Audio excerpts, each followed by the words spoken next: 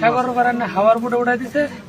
হাওয়ার বুটে 43 জন লোক আসলাম, সুদানে ভাবলাম আর বাংলা 38 জন। বাংলা 38 জনের মধ্যে কিশোরগঞ্জে ছিলাম আমি একা, কিশোরগঞ্জ অষ্টগ্রামে, আর সবাই ছিল সিলেটের। আপনার 18 জন লোক মারা গেছে। 18 জন লোক সব বাংলা লোক মারা গেছে। 18 জন লোক মারা গেছে, আর বাকি লোক আমরা বাংলা জীবিত আছি।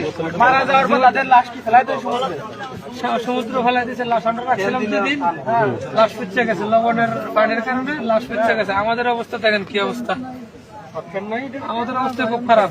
সাগরে ফেলাই দিচ্ছে, সাগরে মানে আমরা যারা ছিলাম সবাই মিলে ফেলাইছি, না ফেলাইলে লোড হলে তো মনে করেন যে আমরা বাঁচবো না, আমরা মারা যাবো। আমরা কোনো হেল্প পাই নাই।